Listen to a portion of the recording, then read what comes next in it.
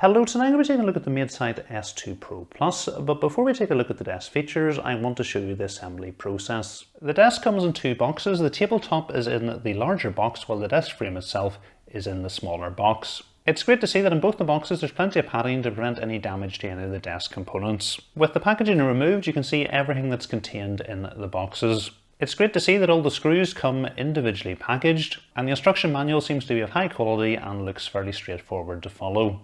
There is an Allen key included in the accessory bag for assembling the desk, so the only additional tool you're going to need is a screwdriver. I decided to use an electric screwdriver instead of the Allen key for the whole build process. The first step in assembling the desk is to set the legs on either side of the central frame. If the holes aren't showing up, you just need to adjust the middle frame until they do. Then you need to secure the leg to the central frame using 4 of the shorter M6 screws.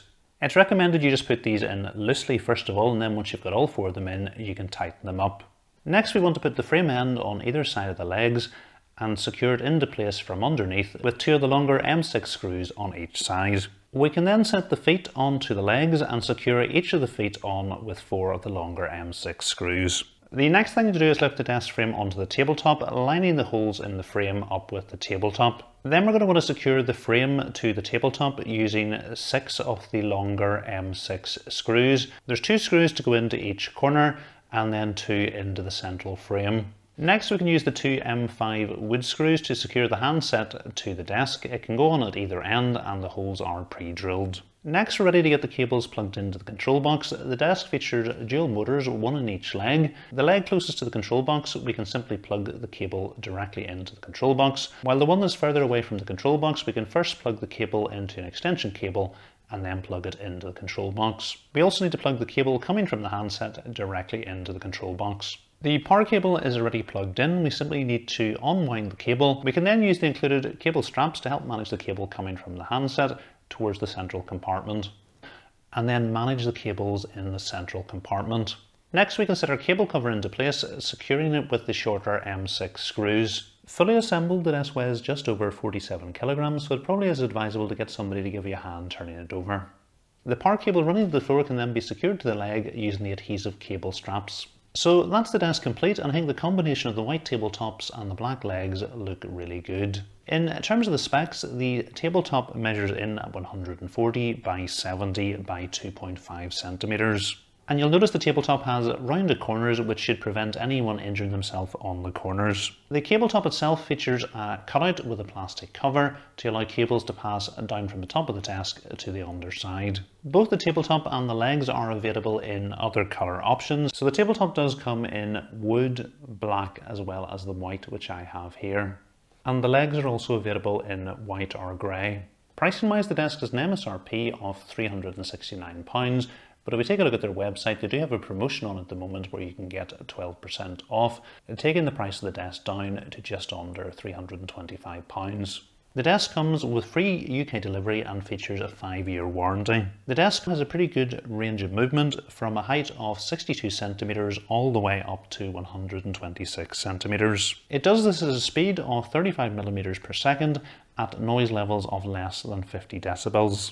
Because the desk features a dual motor system, it can actually lift quite a bit of weight, up to 125 kilograms. Even at its maximum height, the desk is still pretty sturdy. The desk does feature anti-collision technology, so if there's something under the desk while it's going down, it will stop and then raise slightly. And again, if there's something above it while it's going up, it will stop and go down slightly. Taking a closer look at the handset, you'll notice that it does dim when not in use, and you simply need to touch it to get the information to be displayed. In terms of moving the desk moves while you hold either the up or down arrow, and once you let it go, it stops moving. The height that the desk is currently at is displayed over to the left hand side. The desk has 4 height profiles that can be saved.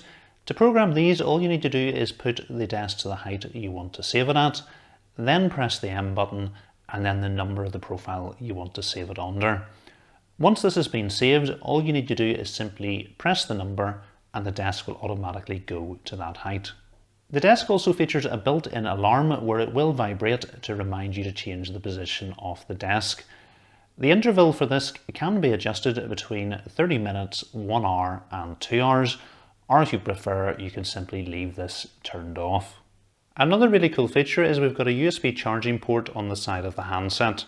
So I've been really impressed with the S2 Pro from Maidesite.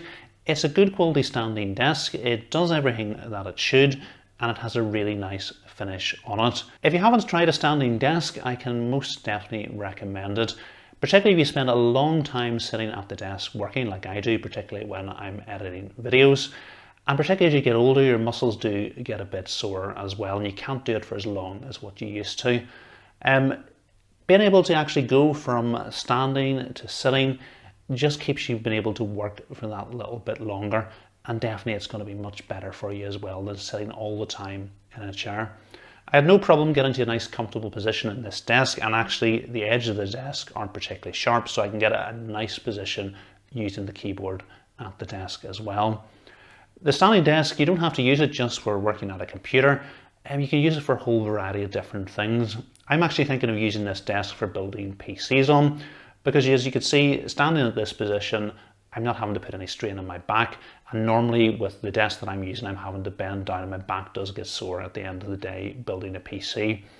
The other use of this is because you can see it drops right the way down, so for getting shots to the top of the PC, it's going to work fairly well too. So for me, I'm probably not going to use it as my main desk, but probably going to be using it for building some of the PC builds, or my wife also has her eye on it for doing some of her Lego builds as well. So we'll have to see who wins between the two of us and who actually ends up getting this desk.